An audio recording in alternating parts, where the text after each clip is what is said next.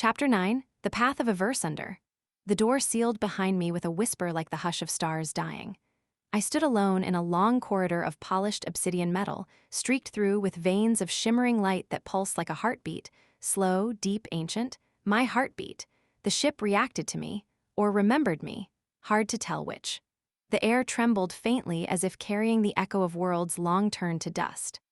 With every step I took, fragments of my buried memories flickered at the edges of vision, brief, blurred phantoms of a life before existence swallowed my origin. Floating gardens, burning sky, the woman of white flame. A world collapsing inward like a dying star, the memories faded, leaving only the cold corridor and my uneven breathing. I pressed forward. A doorway unfolded ahead, the metal rippling like disturbed water. Light poured through, warm, golden, impossibly soft. It smelled faintly of cedar and a hint of sweet ozone, like the aftermath of a powerful spell. And then the keeper stepped forward.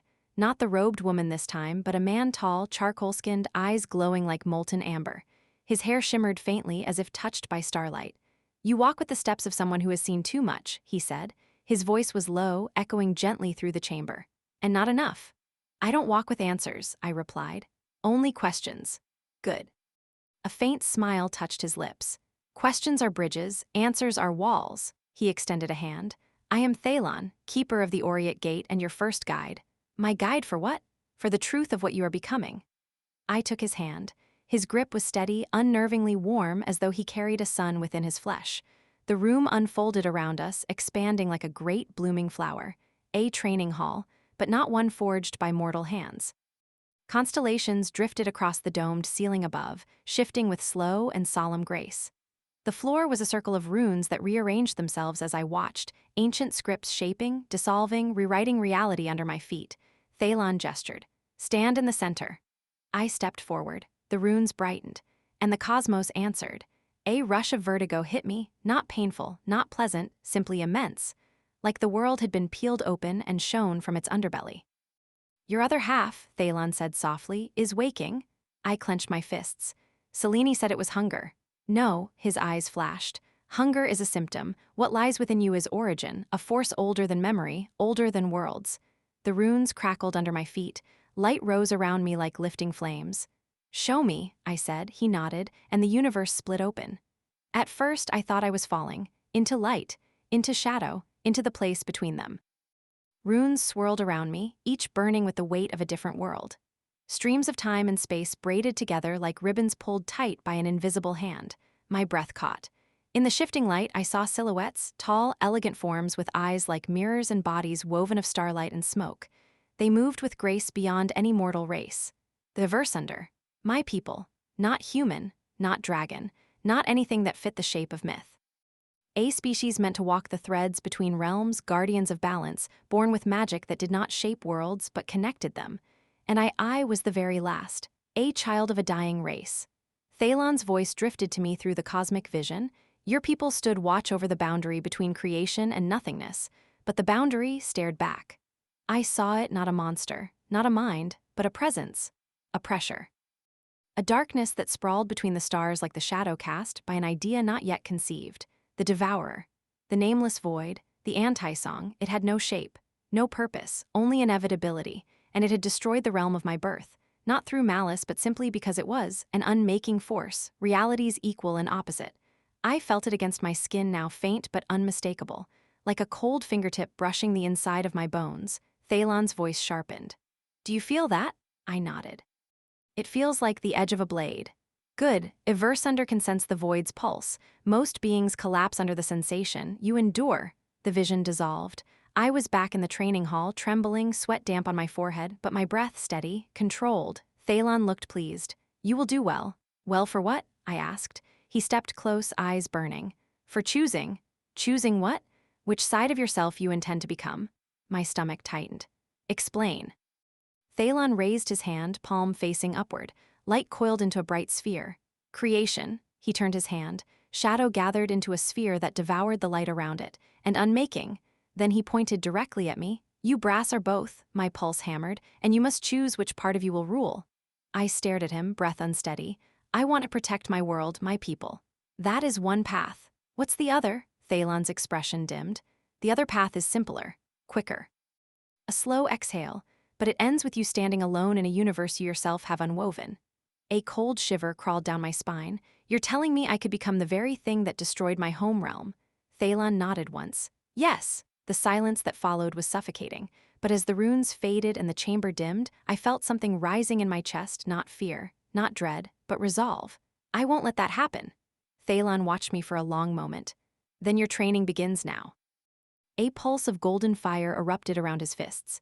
Defend yourself, Eversunder.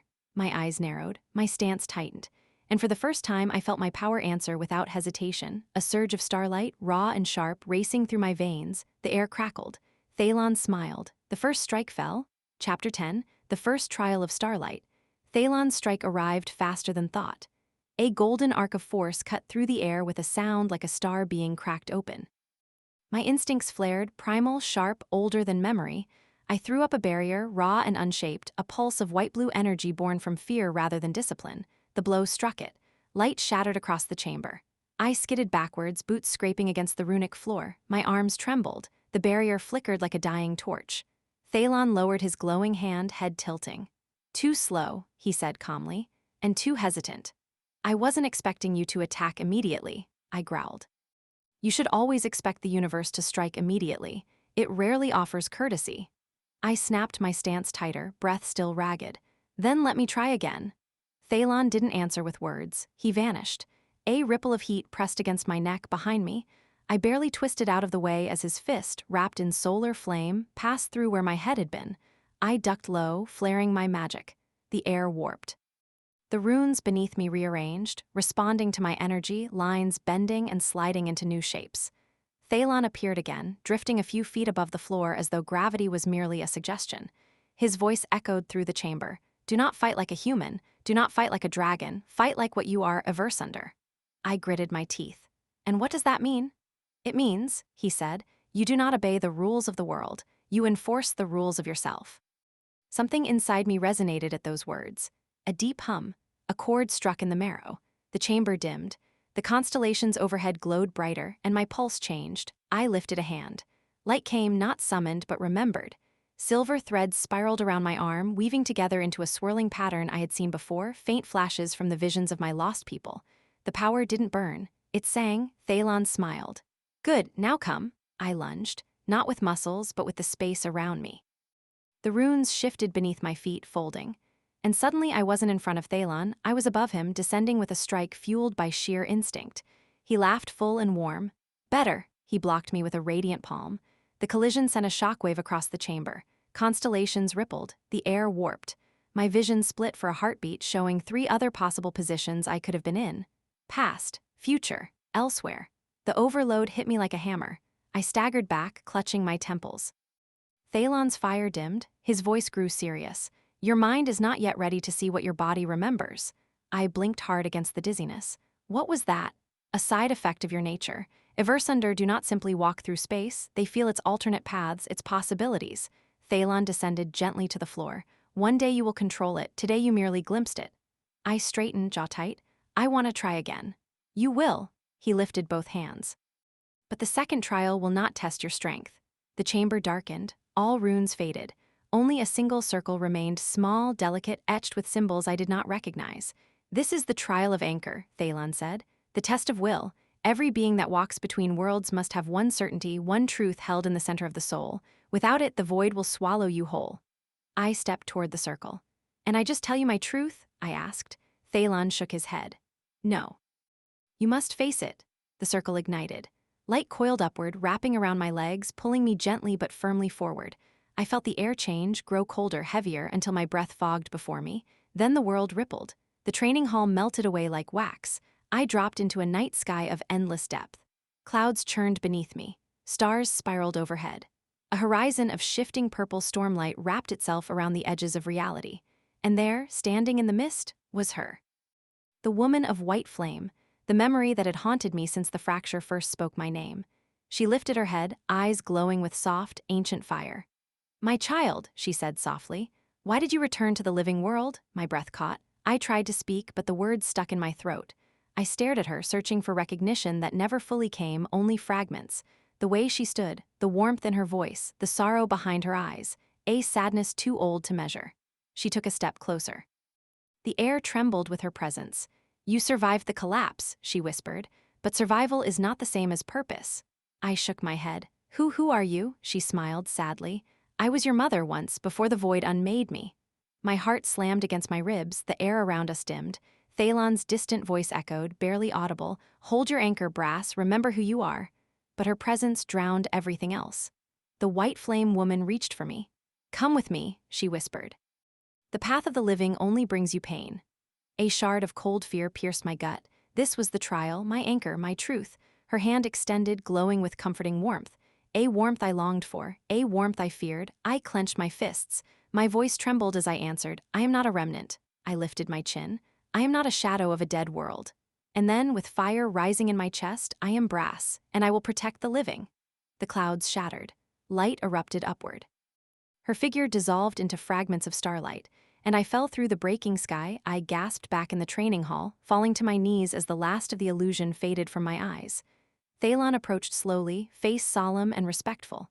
You passed, he said quietly. I wiped sweat from my brow. That wasn't just a memory, was it? No, he helped me stand. It was the echo of your past given shape. The void remembers all things it devours. My breath shook. Thalan placed a hand on my shoulder. Now, he said, eyes glowing like a sunrise, you are ready for the third trial. And what is that? I asked. He smiled grimly. Facing something far more dangerous than your past. A pause. Your future. Chapter 11, the future that hunts me. For a long moment I stood there, still feeling the fading ache of the trial of anchor. My mother's echo lingered like a phantom heat on my skin, comforting and terrifying in equal measure. But as my pulse steadied, the runes of the training hall brightened once more, rearranging into a great Ouroboros of light surrounding Thalan and me. The keeper folded his arms. You faced your past, he said softly. Now you must face the thing that has not yet happened, but might. I swallowed hard. What do you mean by my future? You misunderstand. Thalan stepped closer, his molten eyes narrowing. You will not see your future. You will see the version of you that arises should you fail your purpose. A cold tremor ran up my spine. You mean? Yes. His voice was iron. You will face the Brass who chooses unmaking. The chamber darkened as if the stars themselves recoiled. A low hum vibrated through the walls, ancient, metallic, almost insect-like. The runes beneath us glowed crimson, then purple, then something deeper, a color that had no name. A rift opened. Not like the fractures I'd seen before. This one peeled open like a slit across the air, edges glowing with inverted light. Thalan took a step back. This trial is not combat, he warned. It is confrontation. The rift pulsed, something stepped out. At first, it looked like a silhouette, my same height, my same posture. Then the details sharpened, my face but stripped of warmth, my eyes but hollow, glowing with void light, my aura but inverted into a cold gravitational pull that bent the edges of the chamber. And my voice, when it spoke, echoed with a tone that wasn't a voice at all. Brass. I froze. The future me tilted his head with an eerie, almost curious motion. So this is what I looked like before enlightenment. My stomach twisted. You're not my future. No, he agreed. I am a future, a truth waiting at the edge of your choices. Thalan said nothing. He simply watched, hands behind his back as though this was sacred, forbidden, necessary. Void Brass drifted forward. He didn't walk. He simply moved, like the world rearranged itself to bring him closer. You cling to purpose, he whispered, to people, to small fires in a dying cosmos. Better than surrendering to nothing, I snapped. Nothing, he laughed, a sound like a dying star collapsing inward. The void is not nothing, it is peace. It is the end of all suffering. It is the silence after the last scream. I felt myself step back, not from him but from the truth behind his words. He extended a hand. His skin flickered with starlight inverted into shadow. I remember you, he said. I remember every moment of doubt, every wound, every loss. I remember when I chose differently. Get away from him, Thalan warned, taking one sharp step forward. Void Brass didn't even look at him. He fears what you could become, he murmured. All the keepers do, but they do not understand the averse under truth. I swallowed hard. And what's that? That balance is a lie. His eyes glowed brighter. We are meant to end the cycle, not preserve it. My heart hammered. He came closer. I felt gravity bend, subtle, gentle, pulling me toward him. Come with me, he whispered. Let us finish what began when our realm fell. Let us complete the unmaking. There will be no more pain, no more fear, no more loss, only quiet. My fists clenched. The world still needs protecting. The world is temporary, he said softly. The void is eternal. The pressure increased. I felt my body lean toward him without moving. My breath shortened. The air thinned. A whisper flooded my mind, my own voice, but twisted. Stop fighting, Brass. Let go, let go. I shuddered. This wasn't power. It was absence passing for peace. No, I whispered. Void Brass tilted his head. No, something hot and bright tore through my chest, a memory. Seleni's voice, Kaler's fury, my friends at the Arcanum. My world imperfect, fragile, alive, I lifted my eyes. My people need me, my voice steadied. And I won't abandon them. Void Brass's expression sharpened, almost. Disappointed, so you choose suffering. I choose life. Silence. Then the chamber shook. Void Brass lifted a hand and the air cracked like glass. Then your path must be severed. Thalon stepped between us instantly, cloak blazing like a newborn sun. That is enough. Void Brass's eyes narrowed, not at Thalon, but at me. This is only the beginning, Brass. Every choice you make brings you closer to me. I will be waiting at the end of all things. He dissolved into shadow and starlight, slipping back into the rift as it sealed shut behind him. The chamber fell still. The runes dimmed. My knees nearly buckled. Thalon approached slowly. You saw the consequence, he said softly. Now you know what must be prevented. I nodded slowly, breath shaking. I'm going to fight him. No, Thalon said sharply. You are not to fight him. I stared at him. Then what am I supposed to do? Thalon placed a hand over my heart. You must become strong enough, he said, that he never comes to exist. I took a slow, steadying breath as the chamber lights brightened again. That, I said, I can do. Thalon nodded, a rare pride in his eyes. Then your true training begins. Chapter 12. The Machine That Remembered Me. The door to the third trial sealed behind me with a bass-deep clang that vibrated through my ribs. What lay ahead was not a chamber of runes or illusions, not a realm of inner ghosts or cosmic memories. This one smelled of metal, and oil, and lightning, a bad sign. The hallway opened into a vast dome of cold iron and humming pylons. Blue-white arcs of energy spat between towering machines. The air buzzed harshly against my skin as though reality itself chafed at being bent. Thalon's voice resonated faintly from unseen speakers. Brass, this is the trial of the future. I stepped forward slowly, eyes adjusting to the strobing light. Then show it to me. A low mechanical rumble answered. At first I thought it was the machinery shifting. But then the central platform split open, metal folding like petals, and something rose from the abyss below. Something tall, something armored, something unmistakably built to kill. A sentinel. But unlike the ones I had faced before, this one was shaped in my image. Broad shoulders, twin glowing cores in its chest, one blue, one black, wings of segmented plates folded tight across its back. And a face that was neither metal nor flesh, but a blank, mirrored mask that reflected me as a distorted specter. My blood ran cold. Thalon, I said quietly, what is that? His voice answered gently, almost mournfully, a projection of what you may one day become. The machine stepped onto solid ground. The impact cracked the steel beneath it. My throat tightened. That's not possible. All futures are possible, Thalon said. The question is which you will feed. The mirrored mask split open into a jagged approximation of a mouth. A voice rasped out mine, but deeper. Eversunder, my heart staggered. It knew me. The machine lunged. I moved on instinct, twisting aside just as a blade of condensed gravity carved a gouge in the floor where I'd been standing. The shockwave knocked me sprawling. The air rippled with warped light. I rolled to my feet, gasping. Thalon, how do I stop it? You do not stop it, he said. You understand it. The machine blurred behind me. I spun, raising a barrier. Metal fists hammered it, the impact rattling my bones. Cracks spidered across the shield. Weak, the machine growled in my voice. Still clinging to light, still refusing your nature. I braced against the next strike, but it kicked me, sending me skidding across the floor. Pain flared up my spine. I spat blood. I'm not like you, I hissed. Not yet. The machine's chest cores pulsed, one bright blue like starlight, the other a pulsing void black that devoured the light around it. Creation, unmaking, my two halves, now split apart and weaponized and used against me. The sight made something twist in my gut, not fear, but anger. A deep, coiling, righteous anger. I will never become you. You already have. The machine thrust its hand toward me. Gravity buckled, my ribs compressed. The air was squeezed from my lungs as though an invisible giant clenched me in its fist. Pain exploded across my chest. I dropped to one knee. Brass, Thalon's voice said, calm but firm, you are fighting a possibility, not a destiny. A future is only inevitable if you accept it. I couldn't breathe enough to answer. The machine loomed over me, hollow eyes burning. Sweet lie, you will unmake worlds, you will tear the sky, you will do it smiling. It raised its arm to strike. Something inside me cracked, not bone, something deeper.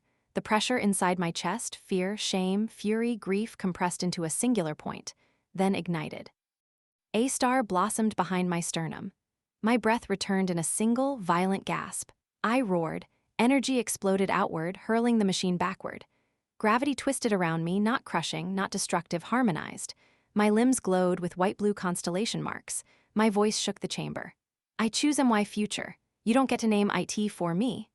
I blurred across the floor, no teleportation, no spell, just speed that bent space to match my will. My fist collided with the machine's chest. The blue core cracked. It staggered, stabilizers whining. I followed with another blow, starlight crashing into metal. The black void core flickered. The machine swung wildly. I caught its arm, twisted, and launched it across the arena. The sentinel crashed into a pylon, energy sparking across the walls. I lifted my glowing hands, breath steady. This trial isn't about beating you, I said. It's about rejecting you. The machine crawled forward, damaged, furious. Void is inside you, you cannot deny it. I stepped forward, voice steady. I'm not denying it. It froze, I continued. I'm mastering it. The machine hesitated, uncertain. And in that hesitation, I raised both hands, summoning a storm of balanced forces, starlight and shadow spiraling together, not in conflict but in harmony. My final strike hit with the force of unity, not destruction. The mirrored face imploded. The cores flickered and dimmed. The future I refused unraveled into dust. Silence fell. Thalon's voice came warm and proud. You have done what few can, Brass. You faced the worst version of yourself and chose who you will become instead. My knees buckled. I caught myself with trembling arms, deep, steady breaths. I wasn't unmade. I wasn't consumed. I wasn't the monster in the mirror. I was still me, still Brass, still choosing. Thalon appeared in a shimmer of gold light, placing a steadying hand on my shoulder. You have passed the final trial, he said. You are ready for what comes next. I swallowed hard. And what is that? Thalon's face darkened. The machines have found your world again. My blood chilled. Brass, he said quietly, it is time to go home. Chapter 13, The Sky That Trembled. I had barely taken a breath after Thalon's warning before the air around us shivered. The panoramic windows of the training chamber darkened as reality itself warped, like a curtain of glass bending inward. What stared back at me wasn't space, or stars, or the serene glimmer of the high sanctum. It was my world, seen from impossible distance, yet close enough that every cloud, every mountain range felt only an arm's length away. And above it hung a shadow. No, not hung. Spread. The machine fleet. Black, angular formations eclipsing the sun, thousands of them moving like a living storm. Their engines burned violet, the same horrible color as the machines that destroyed the frontier colonies. Even from this strange vantage, I felt their presence like a jagged nail scraping against my senses. My heart clenched. They found it, I whispered. Thalon nodded, ancient grief lining his voice. They never forget a scent they decide they want. I slammed a fist against the railing. Then send me now, open a gate and... No. Thalon stepped in front of me, eyes stern. Not in that state. What state? You're shaking. I looked down. My claws were half-formed, uncontrolled draconic reaction. My magic rippled around me in heat mirages. I hadn't even noticed. Thalon continued. You barely survived the final trial. If you leap into battle now without centering, you will burn out before you reach the ground. I don't care if I burn, but they do, he said sharply, pointing at the image of my world. Every life down there cares whether you make it. His words froze me more effectively than ice magic ever could. I exhaled, slowly, painfully. He placed a hand on my shoulder. Good. Now listen. Their vanguard arrives in less than 2 hours. You must reach the surface before they make landfall. Then open the way. Thalon raised his staff and traced a circle in the air. The room's lights dimmed. The floor's runes flared. I felt gravity lurch sideways as the portal spell braided itself between dimensions. He wasn't opening just a gate. He was threading spacetime like a needle through cloth. A spiral of golden and black energy unfurled, a doorway of star metal and shadow. But then, a low rumble shook the entire sanctum. The image of my world flickered, then distorted, then broke apart into static. What was that? I demanded. Thalon's eyes widened an expression I had never seen on him. They are attempting to lock this dimension out. The machines are learning faster than we thought. The portal destabilized, spiraling inward like a collapsing star. I grabbed the forming gateway with both hands, letting magic ripple down my arms. Hold it open. I'll force my way through if I have to. Thalon planted his staff and roared ancient words of power. Runes blazed across the walls. The portal surged, stopped collapsing, then widened unstable, flickering but open. Brass! Thalon yelled over the rising storm of magic. Once you go through, I cannot promise a precise landing. I don't need precise, I shouted back. I just need to get home. The portal groaned like a wounded beast, light shearing off its edges. I looked back at Thalon. Thank you for everything. He nodded once. Go. And remember, your strength is not in your flames or your heritage. It is in the choices you make. I didn't hesitate. I leapt. The world tore into ribbons of light around me. The portal collapsed behind like snapping jaws. Dimensional winds screamed past, ripping at my skin, my scales, my soul, then a shockwave hit me like a hammer. And suddenly, I wasn't in the high sanctum. I wasn't even in the sky. I was falling. Through fire. Through smoke. Through broken clouds torn open by laser fire. Alarms blared. Sirens wailed. Magic cannons roared in the distance. Below me, the land I once called home was lit with evacuations, defensive shields, and streaks of descending machines. The war had already begun, and I had arrived too late to stop the first strike, but not too late to make them regret starting it. I spread my wings, dragon, human, and something else entirely, and the air screamed around me as I dove. Toward home. Toward war. Toward the fate I refused to surrender. Chapter 14, The City Beneath the Burning Sky. I tore through the clouds like a blade, heat rippling off my wings. Below me, my home continent sprawled in a chaos of fire and magic, cities ringed with shimmering shields, rivers glowing from evacuation lights, and the skies lit with streaks of violet where enemy dropships descended like knives. It felt wrong. Too quiet beneath the explosions.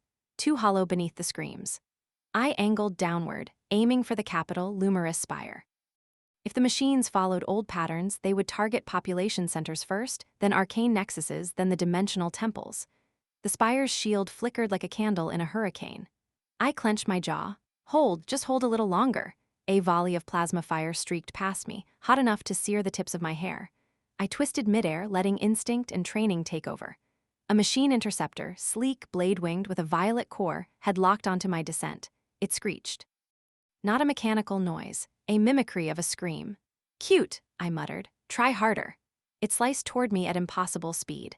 I raised one hand, focusing the way Thalon taught me, drawing from the hollow between worlds, weaving force and flame. A beam of starfire erupted from my palm, slamming through its core. The machine detonated into fragments of molten metal and artificial bone. But the explosion did something I didn't expect. It sent out a pulse. A signal. Within seconds, 5 more interceptors broke from formation and zeroed in on me. Of course, I growled. It's never just one. I braced myself, but a voice echoed in my mind. Brass, Brass, is that you? My heart nearly stopped. Rin, I answered aloud, breath catching. You idiot, the voice snapped, strained with fear and relief.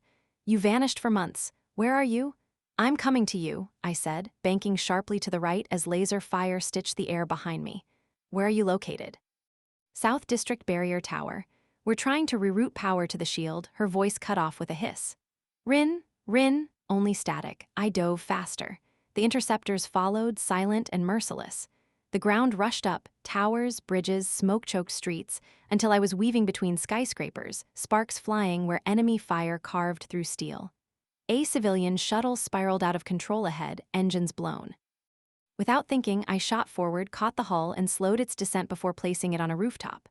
Get to a shelter, I yelled at the fleeing passengers. No time to hear their thanks. No time for anything. The South District Tower loomed ahead, half its structure collapsed, flames licking from shattered floors. Magical conduits sparked wildly, spilling raw energy into the streets like lightning veins, and perched on the tower, like a spider waiting to strike, was a machine I had never seen before. A colossal sentinel. 4 legs, 2 massive cannon arms, a head shaped like a faceless mask. Its core burned a deeper purple than the others, nearly black. When its gaze tilted toward me, I felt something inside my magic recoil. This one knew me, and it wasn't confused. It was hunting. I landed hard at the tower's base, ground cracking beneath my boots. Before I could move, the building's side wall was blasted open by a surge of light, and Rin staggered into view, coughing through the smoke. Her hair was singed, her arm was bleeding, but her eyes were fierce. She froze when she saw me. Brass! Her voice was so soft it hurt. I nodded, stepping forward. I'm here. She punched me hard. You took long enough, she yelled. I thought you died, or worse. I'm sorry, I breathed. A shadow fell over us. The sentinel aimed both cannons. Rin's face went pale. "Tell me you can handle that." I looked up, heat rising in my chest, wings flaring wide. "I can handle that." But the sentinel moved first. It dropped from the tower like a falling mountain, the impact shaking the entire district. Roads cracked. Windows blew out. Rin grabbed my arm. "Brass!" "I know," I said. The sentinel reared back, its guns glowing, electricity crawling across its limbs. I stepped forward, planting myself between Rin and the Titan, magic gathering so fiercely my bones burned. The machine let out a low, seismic hum, almost like recognition. Then it spoke. A voice layered with static, mechanical resonance and something disturbingly organic. "Halfborn, you should not exist." Rin staggered back, eyes wide. "It can talk." I bared my teeth. "Good, then it can understand this." Flames burst around me, starfire swirling with shadows, the power Thalon warned me to balance. The Sentinel's core flared in response. "Eliminate the anomaly." Rin whispered, terrified. "Brass, I'll draw its fire," I told her. "Get civilians out of the area." "But I'll be fine," a lie, but one I needed her to believe. She nodded once, fear and trust warring in her eyes, then ran for the stairwell. The sentinel lowered its cannons. The ground trembled, the sky darkened. I stood my ground, because this was my home, my city, my people, and I would not let this monster take them. "Come on then," I growled, magic coiling around my fists. "Let's see what hunts the hunters." The sentinel fired. Chapter 15, The First Night of Ash. I touched down in the burning district like a meteor. The shockwave blew dust, smoke, and loose debris outward in a ring. For one breath, the only sound was the wind moving through ruin. Then the screams returned, families running through the streets, elemental guards firing bolts of flame and frost at advancing machine drones, buildings still collapsing from the first wave of bombardment. My world, my home, was dissolving into chaos. I forced myself forward, boots crunching over shattered stone. Every heartbeat tightened the pressure in my chest. Every ruined street pulled another memory out of the ash, but I didn't have the luxury of grief. Not yet. A metallic shriek echoed overhead. I looked up. 5 hunter drones locked onto me instantly, their violet sensors flaring. They dove, razor limbs gleaming, energy cannons primed. I raised my hand. Magic surged like a tidal wave behind my ribs, hot, violent, begging to be unleashed. "Come on then," I growled. They fired in perfect synchrony. My magic burst outward in a radiant wave of compressed gravity and starfire. The beam tore through their shots, bent them sideways, then reversed the direction of the drones, flight, slamming them into the ground at lethal speed. They didn't rise. A second wave approached from the east, then a third, then a fourth. They weren't hunting the city anymore. They were hunting me. A voice crackled behind me. "Brass, hey, hey!" I spun. A young woman sprinted toward me, dust-covered, panting, her long coat half-burned. Sparks flickered around her fingers, tiny arcs of blue lightning. Lyra. I hadn't seen her in months, not since I'd left to train with Thalon. She skidded to a halt, eyes wide with shock and relief and anger all at once. "Brass, gods, you're alive." I stepped toward her, but she punched me in the shoulder first. "You were supposed to be gone for a week," she shouted over the rising drone engines. "Not vanish for months while the world fell apart." I swallowed, the words tangling in my throat. I didn't expect time to move differently where I was. That's the worst excuse I've ever heard. A drone volley screamed toward us. Lyra snapped her fingers. Lightning erupted from her palm, spearing through 2 drones. I took the rest head-on, tearing one apart in midair. When the dust settled, she glared at me again, chest heaving. "Don't disappear again," she said, voice shaking. I nodded. "I won't." Before anything else could be said, the ground rumbled. A massive shadow descended through the smoke, 20 meters tall, 6 limbs, each ending in vibrating monofilament scythes. Its core pulsed with that same violet hunger. A Reaper Titan, one of the machine's warbringers. People screamed and scattered. Lyra grabbed my arm. "Brass, you are not ready to fight that thing right now." She was right. My magic reserves were still unstable from the dimensional jump. My body ached with half-healed wounds from the trials. My veins vibrated with overuse of power. But my home was burning, so I stepped forward. The Reaper Titan's head rotated toward me, its core flaring as if recognizing my energy signature. Like it remembered me, like it wanted me. "Brass, don't," Lyra pleaded, gripping my wrist. I turned back to her and smiled. A tired smile. A cracked one, but it was real. "I'm done running from what I was born to face." I gently pulled away from her grasp and stepped onto the shaking pavement. The Reaper Titan unleashed a roar of metal and static. Magic erupted in my chest, draconic fire, starlight, and something older. My wings tore free, igniting with cosmic flame. The Titan charged. So did I. The first impact shook the city so hard that windows shattered 3 streets away. The second carved a crater. The third sent us both skidding through collapsing towers. I tasted blood. My vision blurred. My bones screamed. But the Titan's core flickered, and that was enough. I summoned every scrap of training Thalon had hammered into me: focus, balance, discipline. A sphere of gravity condensed between my palms, crushing light into a single point. The Titan reared back too slow. I slammed the singularity into its chest.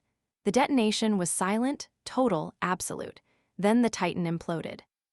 Metal spiraled inward like leaves sucked into a drain, body collapsing into itself until nothing remained but a fist-sized piece of broken core. I staggered, dropping to one knee. Lyra rushed to my side. "Brass, brass," she grabbed my shoulders. "Stay with me." I forced a breath, then another. My vision steadied. She held up the shattered violet core. "What is this?" I stared at it, the screaming of distant drones mixing with the rumble of burning buildings around us. "That," I said quietly, dread sinking into my stomach, "was just a scout." Lyra paled. "You're telling me there are bigger ones?" I looked to the sky, where hundreds, no, thousands of violet lights descended through the clouds. "Yeah," I whispered. "There are." Chapter 16, The Heart of the Storm. The battlefield did not wait for me to catch my breath. The moment my boots hit the shattered rooftop of the old citadel, the air split with metallic shrieks, like steel being dragged across bone. 3 machines descended from the smoke above, their forms angular and skeletal, their violet cores pulsing like diseased hearts. They weren't scouts, they were executioners. The first one fired instantly. A beam of crackling amethyst carved the roof in half, sending stone exploding upward. I threw myself forward, magic flaring along my spine as I rolled beneath the blast. The heat of it singed my hair. Still too slow, still not enough. The second machine lunged, blades unfolding like wings. Its claws screeched as they met my forearm. Pain flashed white-hot, but I pushed through, grabbing its wrist and twisting with draconic strength. Metal tore, sparks burst.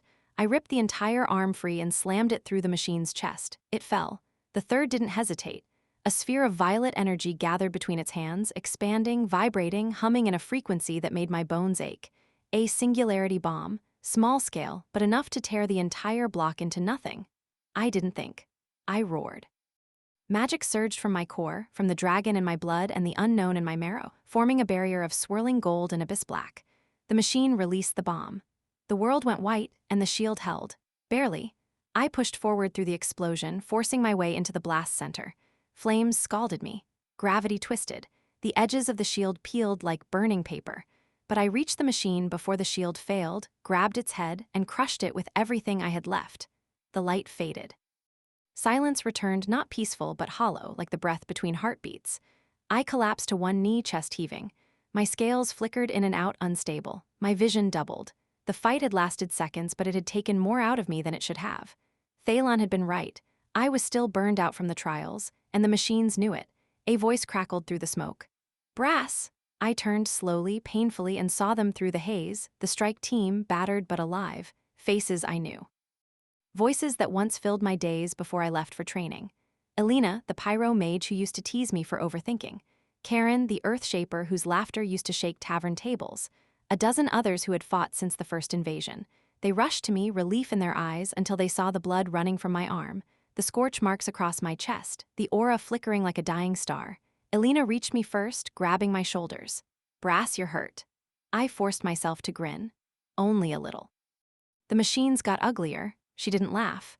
"Your aura is unstable," Karen said, placing a hand to the ground as if feeling the heartbeat of the city. "Your magic is overextended." "No," Elena whispered, eyes wide. He pushed himself far past the limit. "This isn't strain, this is burnout." I swallowed, throat tight. Burnout. The word tasted like failure. "You shouldn't be fighting yet." Elena's voice trembled. "If you push yourself any further, your body could." A deep metallic tremor rolled across the sky, cutting her off. We all looked up. The clouds parted, were shoved apart by something massive descending through the atmosphere. A colossal silhouette shaped like a spearhead with tendrils of violet power trailing behind it. A capital machine. Not a drone, not a vanguard fighter. A world breaker. Karen whispered, horror soft on his breath. "They sent one here already?" Elena shook her head, face pale. "No, they sent it for him, for Brass." A cold chill crawled down my spine. The Worldbreaker's core glowed like a dying star, cycling through patterns meant to counter magic, my signature. They had built it to kill me. My team turned toward me as the machine descended, their expressions twisting into something I hated seeing on their faces. Fear. Brass, Alina said quietly. You can't fight that, not right now. She was right. But I looked up at the Worldbreaker. At the streets below filled with evacuees, at the sky burning with violet fire, and I knew the truth. If I didn't stand between this thing and the city, no one would. I'm fighting it, I said, rising to my feet even as my vision blurred. Whether I'm ready or not. Alina grabbed my arm. You'll die. Maybe, I breathed, but if I don't try, everyone else will. The ground shook again, harder this time, as the Worldbreaker prepared to land. Karen closed his eyes for a long moment. He stood beside me. So we die too, he said simply. But we die helping you. Alina cursed under her breath, but she stepped forward as well, flames forming around her fists. Others followed. One by one, the strike team took position at my side, bruised, afraid, but resolute. My chest tightened, not from pain this time, but something deeper, something achingly human. I won't let you die for me, I said. Karen grinned. Too late, we decided. Alina's flames burned brighter. You lead, we fall. A single moment of stillness passed, suspended between dread and courage. Then I turned to face the descending Titan. The Worldbreaker roared, and so did I. Chapter 17, When the World Stood Still. Final chapter. The Worldbreaker hit the ground like a god being born. The shockwave rippled outward in a dome of pulverized stone and screaming air. Buildings cracked. Windows shattered. Entire streets bowed under the pressure. My ears rang so violently I almost collapsed, but I held my ground, wings flaring to brace myself. Around me, the strike team staggered but didn't fall. A miracle in itself. The Titan rose from the crater it had forged, its obsidian armor shifting like plates of night sky, reflecting neither light nor flame. Its violet core pulsed with a rhythm I knew far too well, my own aura signature, inverted, weaponized, designed to kill me. Its voice shook the city when it spoke, not words, but a harmonic machine language that scraped at my spine like claws. Target located. Erase. Alina swallowed. Brass, your plan? I stared up at the towering monster. There was no plan, not one that didn't end in fire and blood, but I answered anyway. We hit it until it stops moving. Karen groaned. Of course, the classic Brass strategy. For a heartbeat, a single, absurd heartbeat, they smiled. Then the Worldbreaker opened its thoracic vents, and the sky erupted in a storm of violet annihilation beams. Scatter, I roared. We moved. Earth shields rose as Karen slammed his palms to the ground. Alina hurled torrents of flame hot enough to bend the beams away from civilians. The others cast barriers, ice spikes, wind walls, everything they had, and I leapt. My body screamed in protest. My vision darkened at the edges. Every nerve felt like burning wire. But I forced myself skyward. Magic ignited behind me like a comet tail, gold and black interwoven, unstable but burning with purpose. The Worldbreaker's head swiveled toward me. Target priority, critical, countermeasures deployed. Panels opened along its spine. Dozens of violet-tipped spears shot out, each one humming with disintegration fields. They came at me like falling stars. I ducked one, smashed another aside with my forearm, let a third graze my shoulder, and pain exploded through me like molten iron.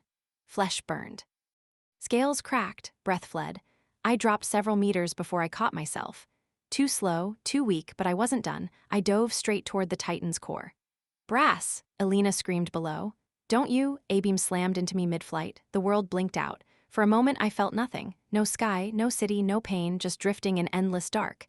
Then voices, distant, familiar, desperate. Brass, get up. Can't lose him, a spark lit inside me. A memory, the high sanctum, Thalon's voice. Your strength is not in your flames or your heritage. It is in the choices you make. I chose. My eyes snapped open. Magic erupted from my chest like a star-going supernova, not controlled, not refined, but mine. The blast hurled me upward and the world snapped back into focus. The Worldbreaker staggered, shielding its core from the sudden surge. Good, I wanted its attention. Hey, I roared, voice cracking under the weight of my own power. Look at me, you metal coward. The Titan rotated its body toward me. Engaging. It fired all weapons at once. I didn't dodge.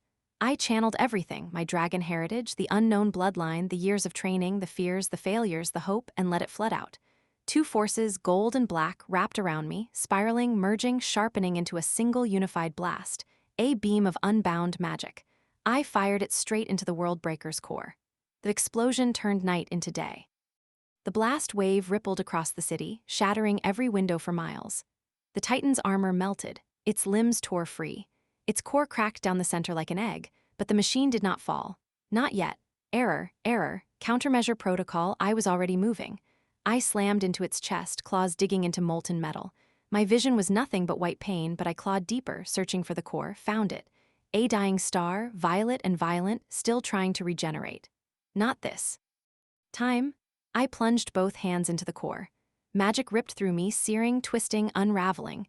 It felt like my very soul was being peeled apart, but I held on. I forced my own magic into the heart of the machine, overloading it, rewriting its structure, burning out its purpose. The core screamed, and then it detonated. The force threw me back like a rag doll. I hit the ground hard, skidding across broken stone until my body finally stopped. Everything hurt. Everything. Shapes approached through the smoke, Alina, Karen, the others, their faces pale, eyes wet. Brass! Alina dropped to her knees. Stay awake, stay with me? I tried to speak, coughed blood instead, but I managed a smile, a small one. Did we win? Karen laughed, wet and shaking. You blew up a world breaker, I'd say yes. Above us, the sky slowly cleared. The remaining machines faltered, their formation crumbling. Leader lost. Network damaged. Retreat signals echoing through their ranks. The invasion broke like a wave receding from the shore. We had done it. I closed my eyes, just for a moment, just rest. A hand shook me violently. Brass, don't you dare die. Alina's voice, furious, terrified, dragged me back. I opened one eye. Relax, I'm too stubborn for that. She let out a laugh that was half sob. You idiot. Karen grinned. Our idiot. The others nodded, relieved, exhausted, alive. I looked up at the clearing sky. The world still burned in places. The machines still lingered in the upper atmosphere. The war wasn't over, not truly, but this battle, this heart of the storm, we had won it. As the first rays of sunrise pierced through the smoke, warming my battered scales, I felt something I hadn't felt since the machines first appeared in our skies. Hope. I rose, using Karen's shoulder for support. Let's rebuild, I said softly, and prepare because they'll return. Alina squeezed my hand. And when they do, I looked at the horizon.